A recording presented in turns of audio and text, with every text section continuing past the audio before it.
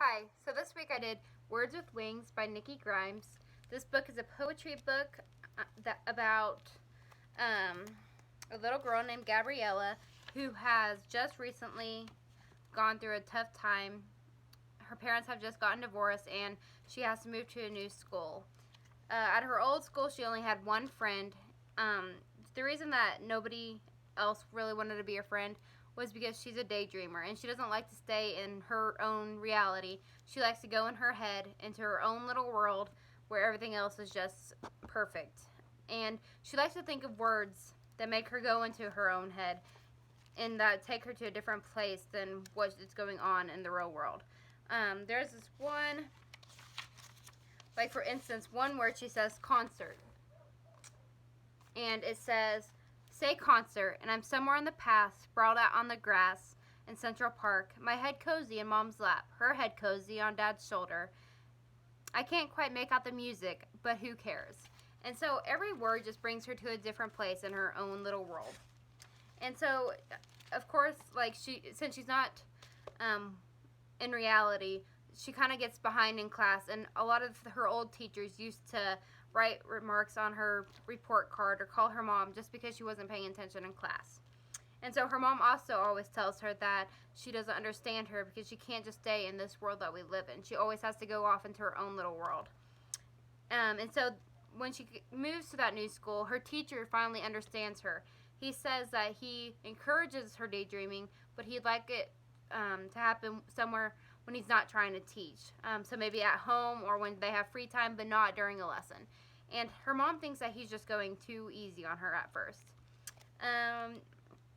Gabriella, the little girl, hasn't made any friends yet, and one day she sees a little boy who sits all by himself all the time with his head down. Well, she walks over to him and sees that he's drawing a picture, and he looks up at her and says, "Hey, you're the daydreamer. How cool is that?" And they become friends instantly. And from that day on, her and David, the little boy's name is David, they just sit together. They are always talking. They're always drawing or daydreaming, and it's just they become really, really good friends. And one day she is daydreaming,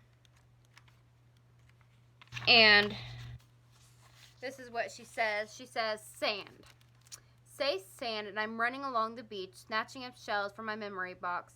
Dad right beside me. He oohs and ahs when I find a beauty, and keeps his own eyes open for sand dollars.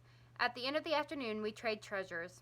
I smile and blink myself back to the classroom. For once, I write down my daydream. I'll take that, says Mr. Spicer, snatching the memory right out of my hand. And so Mr. Spicer takes her daydream that she wrote about and starts reading it. And her friend David thinks that she's going to get in trouble. And so they worry about it all day. Well, at the end of the day, Mr. Spicer tells her to come up to the classroom and tells her that she has given him an idea and that they're going to try it out tomorrow.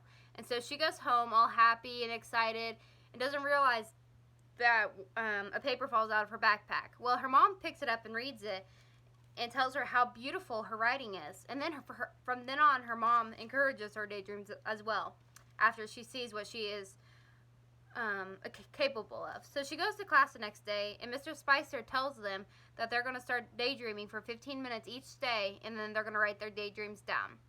So from then on, Gabriella is paying more attention in class. She's paying more attention at home just because she's able to actually daydream in her own time instead of like being told that it's not right. It's not good to daydream. And so what I really think this book is about is for kids to always be true to themselves. If they're a writer, write. If they're a good artist, draw, paint. If they're a good athlete, play sports. Like, just be true to yourself. And just show people what you are made of. And finally, they'll start accepting you. They might not accept you at first, but after a while, they will. And this book was a really good one for kids. They can take a lot out of this. A lot connect with Gabriella because she's going through a tough time, and lots of kids go through tough times like that. There's so many divorces out there, and so many kids can relate to that. And so I think this book is just great for kids. And at the end of it, Gabriella's mother is even daydreaming with her. And so it really is just a great book, and I'm so glad that I read it. And I can't wait to see what's next week, and this might be our last one. So thank you. Bye.